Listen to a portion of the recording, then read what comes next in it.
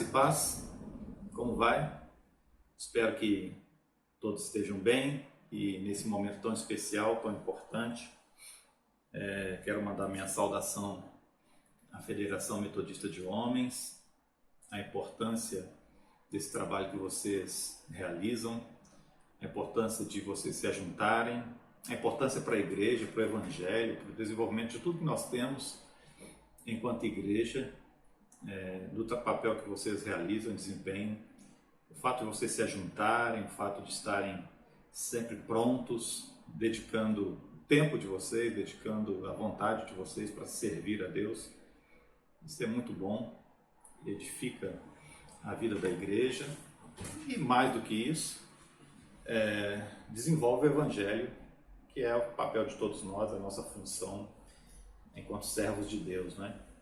Parabéns, então, ao pastor Welfane, aos irmãos envolvidos aí com a federação, por essa iniciativa. Eu acho que esse curso que está sendo proposto agora, Obreiro Aprovado por Deus, ele dá um norte para a gente, né? Ele aponta um rumo, onde nós queremos chegar. Qual é o nosso objetivo enquanto federação, enquanto homens metodistas? Qual é o nosso papel nesse contexto, né? É importante e eu acho que o estudo da Bíblia sempre é o melhor caminho, sempre é a melhor possibilidade para fazer a gente crescer e desenvolver a nossa fé, né? Então, vou me apresentar, né? Primeiro, meu nome é Jovanir, sou pastor na Igreja Metodista. Hoje estou atuando na Igreja Metodista Eldorado, lá em Contagem, Minas Gerais. Atuo também agora como diretor do Instituto Teológico João Ramos Júnior. E temos aí os desafios e a missão que Deus tem colocado nas nossas mãos. E hoje recebi o convite de estar com vocês aqui para, dentro desse curso Obreiro Aprovado por Deus, trabalhar o subtema que é o homem aprovado por Deus. E a gente vai tentar descobrir, então, o que é ser um homem aprovado por Deus, a partir do texto bíblico, a partir desse estudo bíblico, né? Quero agradecer essa parceria, né, com a Federação Metodista de Homens e de estar participando com vocês aqui na elaboração desse tema. E eu tenho certeza que ele vai ser uma grande bênção na vida de todos nós, né, quando a gente se reúne então com esse propósito de crescer, de desenvolver a nossa fé, né? Dentro desse subtema, o homem aprovado por Deus, a gente vai procurar destacar então os possíveis caminhos ou os possíveis efeitos do que significa sermos aprovados por Deus em nossa vida. E aí nós vamos destacar então 3 áreas que são essenciais na vida de alguém que quer ou pretende ser aprovado por Deus. Primeiro, é a vida devocional. Eu acho que ela é a base para tudo isso, para esse desenvolvimento. O segundo, quais são os efeitos que um homem aprovado por Deus vão produzir na minha vida emocional e nos meus relacionamentos. E pensando nisso, a gente vai caminhar para uma proposta prática. O que um homem aprovado por Deus pode desenvolver como serviço cristão, né? Então vamos recapitular. Primeiro, o homem aprovado por Deus, qual é o efeito que isso causa na minha vida devocional? Ou minha vida devocional vai produzir então essa aprovação em mim? Depois, quais os efeitos que isso vai causar na minha vida emocional e nos meus relacionamentos?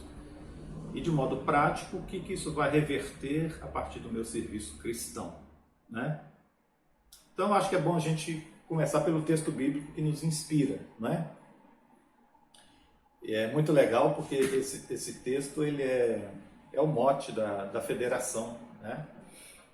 Ele é talvez o texto que estrutura aquilo que a federação pensa, aquilo que os homens precisam praticar na sua vida. 2 Timóteo 2,15, né? E é uma recomendação que Paulo faz a Timóteo. E ele está dizendo: procura apresentar-te a Deus aprovado, como obreiro que não tem do que se envergonhar e que maneja bem a palavra da verdade. Esse texto, que tem funcionado para os homens metodistas como um mote da federação, ele é um desafio para nós. Eu acho que ele é um desafio poético, né? Que Paulo estrutura isso de uma forma tão bonita, né? Escolhendo bem as palavras. É um desafio poético e nos inspira. Por que ele nos inspira? Nos inspira a seguir e a servir a Deus. E como a gente vai fazer isso? Com todas as nossas forças, com toda a nossa capacidade, vivendo a nossa vida cristã de forma íntegra e coerente. Está vendo? O texto, por isso que eu digo que ele é poético, né? Porque ele nos inspira. Com essas palavras tão bonitas: procura apresentar-te a Deus aprovado, como obreiro que não tem de se envergonhar e que maneja bem a palavra da verdade. É uma inspiração. A inspiração para que as nossas forças, a nossa capacidade sejam empenhadas numa vida cristã íntegra e coerente. A gente precisa entender que esse texto, esse versículo do 2 Timóteo 2,15, ele está dentro de um contexto maior. E o contexto, dentro dessa perícope que a gente chama, é 2 Timóteo, versículo 8 até o 15. É nesse contexto que Paulo vai destacar uma proximidade com Timóteo. Ele chega a considerá-lo seu filho na fé, né? Timóteo é um dos principais auxiliares de Paulo na jornada de propagação do Evangelho, de desenvolvimento da fé. E Paulo já havia advertido a Timóteo em alguns momentos que ele não deveria se envergonhar pelo fato de que o seu amigo Paulo estivesse preso em Roma, né? Como também não deveria se envergonhar do Evangelho que ele estava pregando. Imagina, era uma coisa difícil na época. O mundo inteiro dizendo que você estava errado e que você estava seguindo um caminho errado. Mas apóstolo Paulo, as pessoas que o acompanhavam mantinham essa persistência da sua fé, porque tinham a convicção, né? Não era complicado ou difícil que alguém pelo caminho pensasse: isso está me causando muito constrangimento. Meus familiares têm me abandonado, meus amigos têm me deixado, tem sido motivo de zombaria onde passo. Vou largar essa proposta desse evangelho, desse novo mundo para lá e vou seguir a vida como era antes. Então Paulo faz essas recomendações. A gente vê isso muito no capítulo 1 de 2 Timóteo, né? No versículo 7, versículo 8, o apóstolo Paulo está reivindicando a solidariedade de Timóteo junto aos seus sofrimentos que ele vem enfrentando na capital do Império. Certamente a notícia de um certo constrangimento de Timóteo chegou até os ouvidos de Paulo, né? Depois dá uma conferida lá no capítulo 1, versículos 7 e 8, né?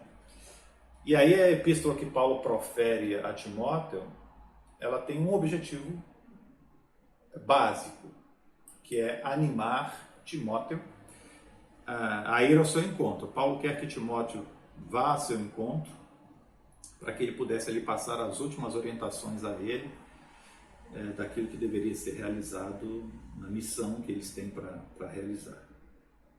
É verdade que Paulo está sentindo que o seu tempo está acabando. Paulo está percebendo que as coisas estão ficando difíceis, ele está preso, ele já percebe que o tempo dele está chegando e ele quer deixar um discípulo para dar continuidade à sua missão.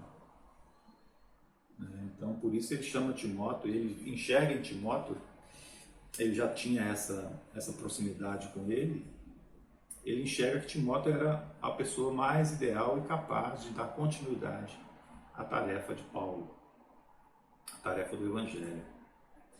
E é por isso que o texto vai contemplar então algumas palavras de advertência, né? Desde o versículo 8 até o 15, Paulo está fazendo sérias advertências do modo de ser cristão, da de viver integramente o Evangelho, de forma íntegra, né? E ele faz algumas palavras de advertência, mas também ele faz algumas palavras de estímulo, né? O próprio versículo 15, que é o nosso objetivo nesse estudo, o próprio versículo 15, que é o nosso objetivo, Paulo está fazendo essas recomendações importantes. E ele faz essas recomendações a partir daquilo que deveria ser lembrado por Timóteo quando ele fosse continuar a sua liderança na igreja, né? Então a gente vai ter como foco principal o versículo 15, tá? Quando a gente analisa esse versículo, a gente vê então o extremo cuidado de Paulo quando ele pretende instruir Timóteo.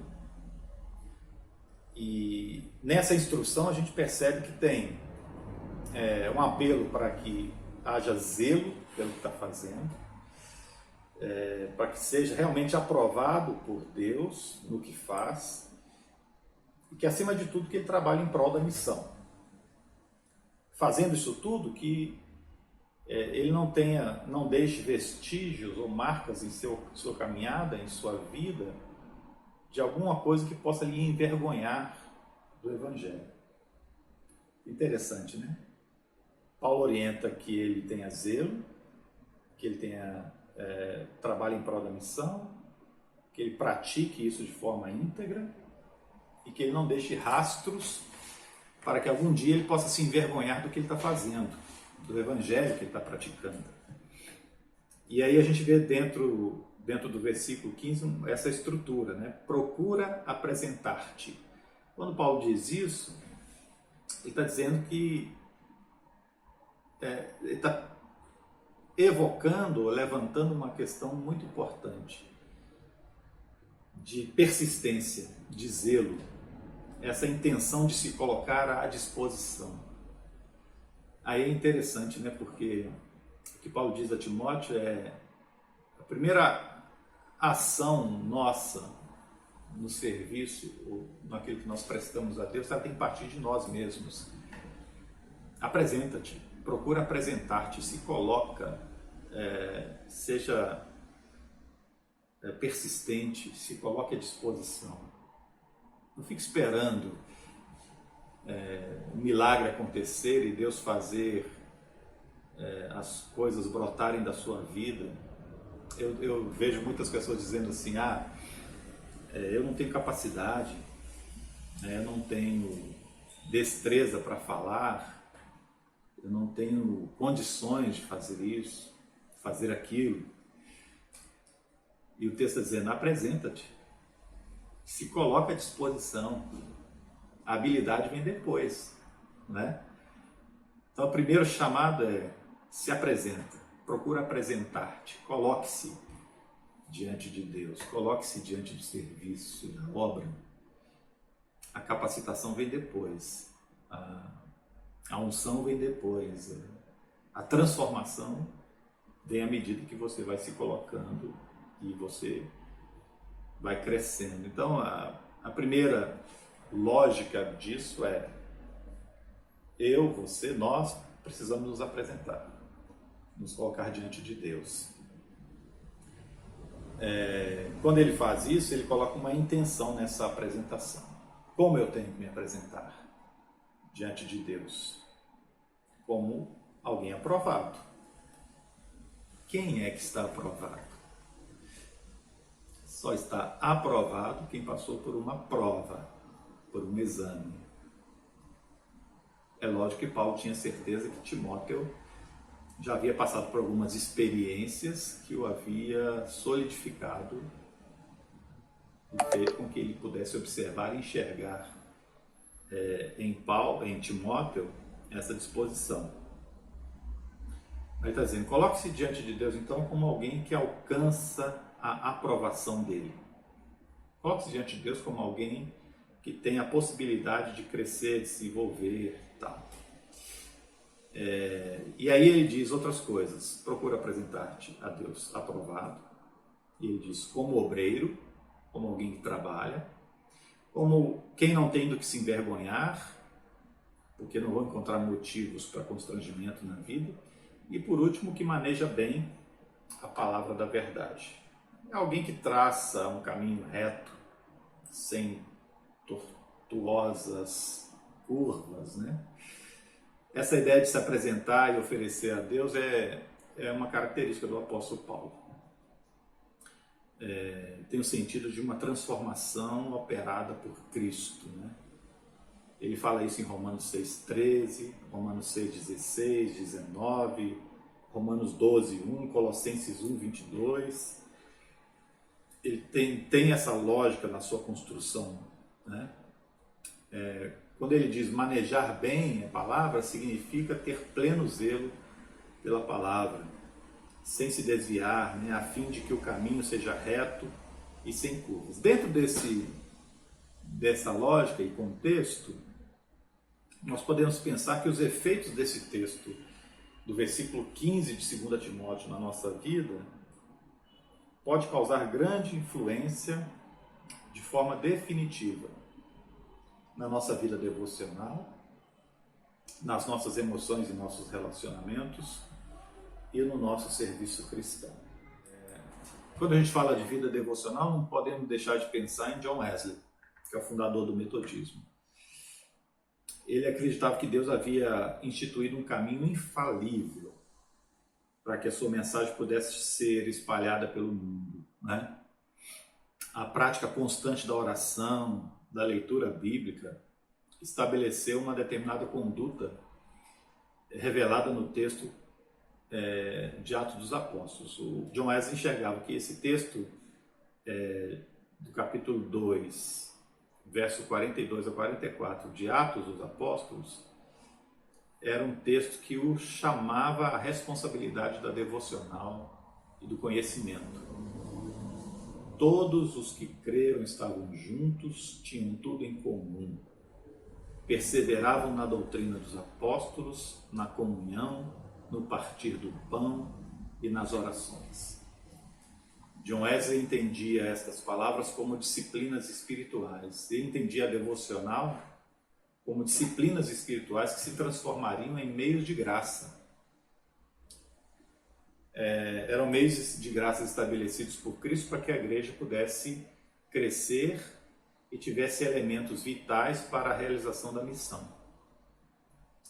Quando nós conseguimos desenvolver essa disciplina na nossa vida, de uma devocional, de uma busca de crescimento, de entendimento, de conhecimento, nós estamos aptos a nos apresentar diante de Deus, porque estaremos carregando dentro de nós habilidades de quem maneja bem a palavra da verdade.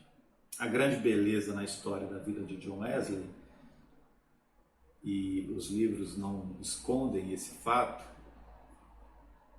é que havia grandes exemplos na sua vida devocional.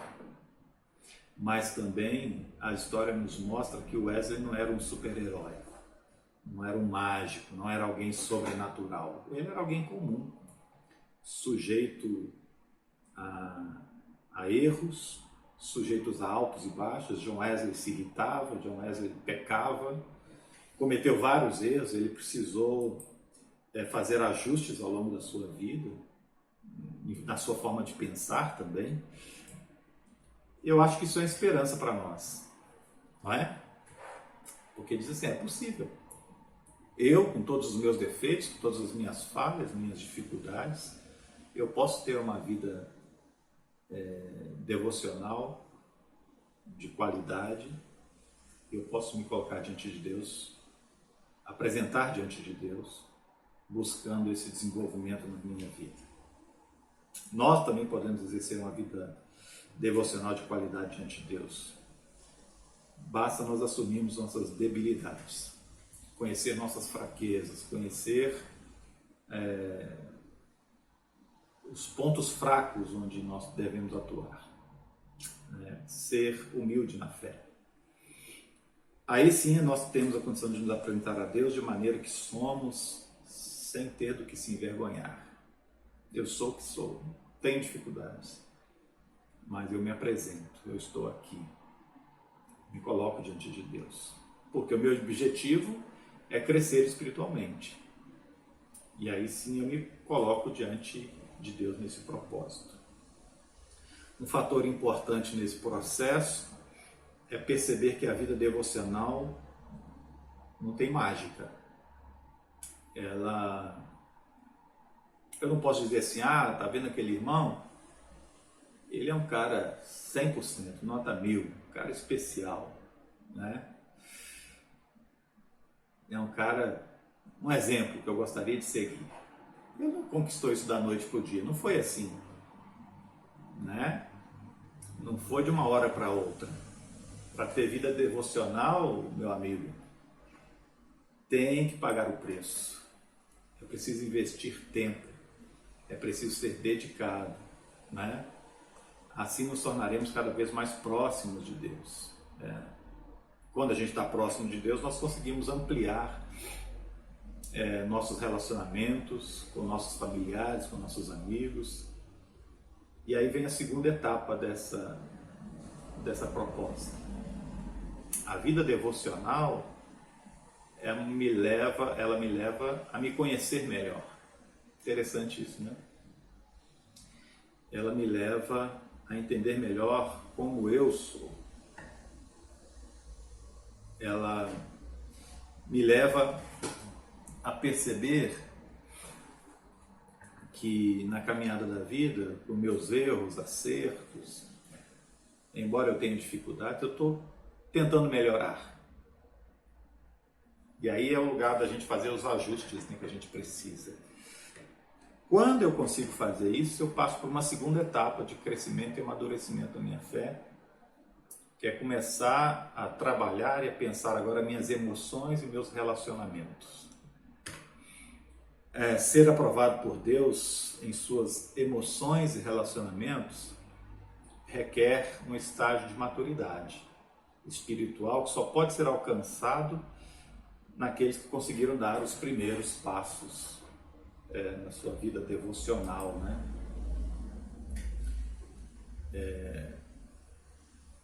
Wesley chamava isso de disciplinas espirituais, né? As emoções e os relacionamentos são o centro da nossa vida. Nós somos puramente formados por esse processo de emoção na nossa vida, é impossível negar isso. E nós somos totalmente dependentes de nossos relacionamentos para concretizar o sentido da vida. Percebe que uma das principais causas do sofrimento humano está relacionado então com esse campo vital da nossa existência, emoção e relacionamento. Em muitas circunstâncias nós não sabemos lidar com os sentimentos que às vezes tomam conta da nossa vida, como a baixa autoestima, como baixa autoconfiança. É muito comum, né, nós carregarmos conosco e em alguma situação, o melhor que a gente caminhe, ou seja, podemos nos deparar com alguma dificuldade que nossa autoestima cai, nossa autoconfiança diminui. E aí vão começar a surgir sentimentos e emoções mais fortes dentro de nós, aumentando, de certa forma, a nossa fragilidade, né? Essa fragilidade, essas situações que ocorrem, acabam nos afastando dos nossos relacionamentos, vão produzir situações difíceis na vida, né? Nossa vida com Deus e a busca pelos meios de graça, a partir dessa devocional, desse desenvolvimento constante, faz crescer a nossa espiritualidade devocional, faz crescer a nossa vida. De certa forma, elas vão nos tornando resistentes às adversidades emocionais que nos acometem, né? Vão preenchendo nossa estrutura de vida, né? E, de certa forma, vai gerando uma boa qualidade, autoestima, autoconfiança, fazendo crescer em nós uma coisa que é muito importante, que é o amor próprio. Quando nós desenvolvemos nas nossas emoções e relacionamentos a prática do amor próprio, aí a gente está crescendo e amadurecendo. Na maioria das vezes, quando a gente tem baixa autoconfiança e baixa autoestima, a gente precisa ainda mais da atenção do outro, a gente precisa ainda mais da percepção do outro e, de certa forma, em troca desses sentimentos que a gente precisa para se alimentar e para crescer, eu vou perdendo o meu amor próprio. Eu vou negando a minha existência, negando quem eu sou, em prol de que o outro me dê uma migalha dos seus sentimentos, da sua atenção, da sua vida. Quando nós estamos muito bem estruturados na nossa emoção, no nosso relacionamento, adquiridos de uma vida, de uma espiritualidade devocional, nós produzimos a chama essencial da nossa vida, da nossa alma, que é o amor próprio. Amor próprio.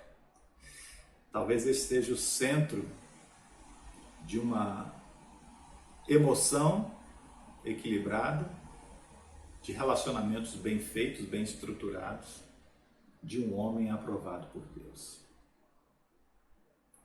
Amor próprio é com certeza aquilo que não pode faltar na nossa estrutura de vida.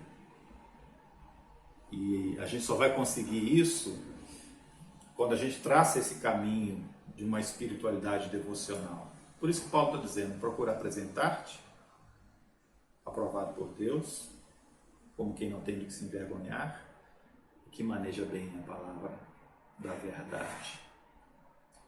Para finalizar essa sequência de situações de um homem aprovado por Deus, a gente precisa chegar de um modo prático no resultado disso na vida. E o homem aprovado por Deus, ele precisa necessariamente desenvolver-se no serviço cristão. Mas o que é isso? É depois de uma vida devocional equilibrada, depois do resultado de uma maturidade espiritual que refaz as nossas emoções, os nossos relacionamentos, que ampliam, de certa forma, ampliam a nossa autoestima, a nossa autoconfiança, só resta uma coisa. Só resta agora nós desenvolvermos frutos. Quais são os frutos? Qual é o resultado da sua vida devocional? Qual é o resultado desse crescimento na sua emoção, no seu relacionamento? Senão que você agora comece a produzir frutos. Frutos daqueles que foram realmente aprovados por Deus. O serviço cristão é fruto de uma vida dedicada a Deus. Não tem como negar isso. Vou repetir. O serviço cristão é fruto de uma vida dedicada a Deus. Não há como negar. Quando nós somos dedicados a Deus, somos agradecidos a Deus por tudo que Ele nos deu. Quanto mais intimidade, experiência nós temos, nós adquirimos então frutos importantes dessa aproximação, né? E ele vai se concretizar no serviço cristão. Eu sempre penso que a nossa maior capacidade enquanto homens é quando nós descobrimos o amor, a graça e a misericórdia de nosso Deus. Quando nós descobrimos isso, o amor, a graça e a misericórdia de Deus, nós desenvolvemos uma espécie de gratidão. E aí o nosso serviço a Deus não passa a ser agora obrigatório. Nosso serviço a Deus agora é uma proposta de agradecimento, de gratidão. Porque Deus já fez todas as coisas. E o que nós só queremos agora é a possibilidade de servirmos a Ele com as nossas forças, com a nossa dedicação. Mas é verdade, a gente vive hoje num tempo totalmente diferente. Cada vez mais escasso, não é? É interessante, né? Nós desenvolvemos tecnologias que nos possibilitam falar com uma pessoa do outro lado do mundo. Eu estou falando com vocês agora em em diversos lugares, eu estou num outro lugar totalmente distante, nós ganhamos tempo, não é? Com transporte mais rápido, com tecnologias de comunicação bem mais rápidas. Nós ganhamos tempo e ao mesmo tempo ficamos sem condição de realizar aquilo que desejamos, porque o tempo é sempre pouco, é sempre escasso. O tempo está cada vez mais escasso. Falta-nos a possibilidade de dedicação à obra de Deus, muitas das vezes como a gente gostaria de fazer. Quantas vezes a gente pensa, eu não tenho tempo, eu não consigo fazer aquilo que gostaria para Deus, né? Essa falta de tempo vai exigir de nós ainda mais duas coisas importantes: dedicação e disciplina. Não é pela falta de tempo que eu vou deixar de fazer o meu serviço cristão. O que eu vou precisar agora é ter mais dedicação e mais disciplina para administrar meu tempo, né? Eu acho que é sempre bom a gente desenvolver a lógica da primícia. John Wesley fazia isso nas suas devocionais, né? Ele acordava muito cedo e dizia assim: a primeira coisa que eu vou fazer no dia é fazer minha devocional, minha leitura, minha reflexão, minha meditação, minha oração. Antes de me ocupar com qualquer outra coisa do meu dia, eu vou dedicar a primícia do meu dia para Deus.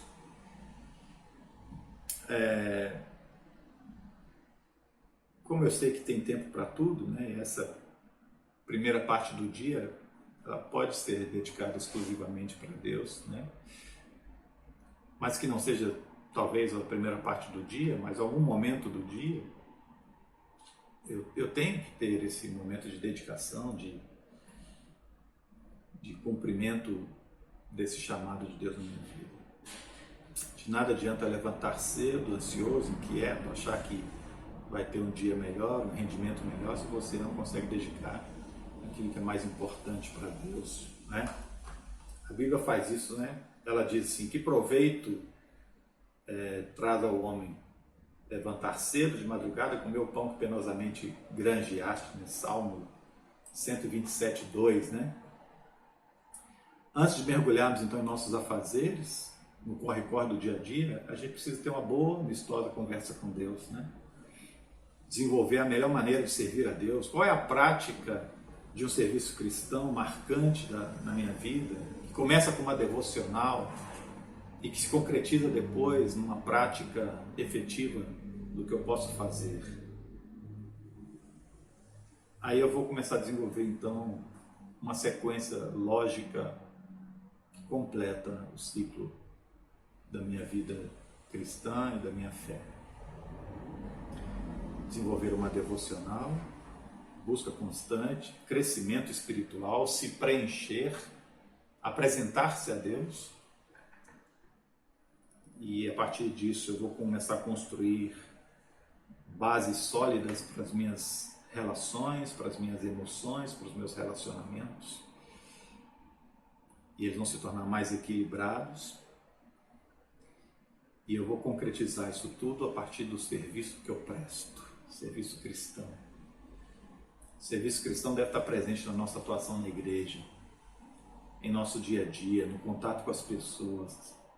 O serviço cristão não é só eu ter meu momento devocional, íntimo, pessoal, único com Deus, mas ele tem que se espelhar nas minhas ações no meu dia a dia, no contato com o meu vizinho, com o meu amigo, com o meu colega, na maneira como eu sirvo a Deus na igreja. Então ele está no meu dia a dia, ele está principalmente nos meus relacionamentos. Ele é a marca de um testemunho de um homem que é aprovado por Deus. Então acho que eu já falei muito, né? 34 minutos, mas eu quero deixar aqui com vocês então essa provocação, né? De que dentro desse curso nós possamos entender que o homem aprovado por Deus, ele precisa seguir essa estrutura, essa lógica, ter uma vida devocional com qualidade. Essa vida devocional vai produzir desenvolvimento emocional nos meus relacionamentos, e ela se concretiza então nos frutos a partir de um serviço cristão, que não está só dentro da igreja, mas o meu testemunho geral, aquilo que as pessoas enxergam em mim.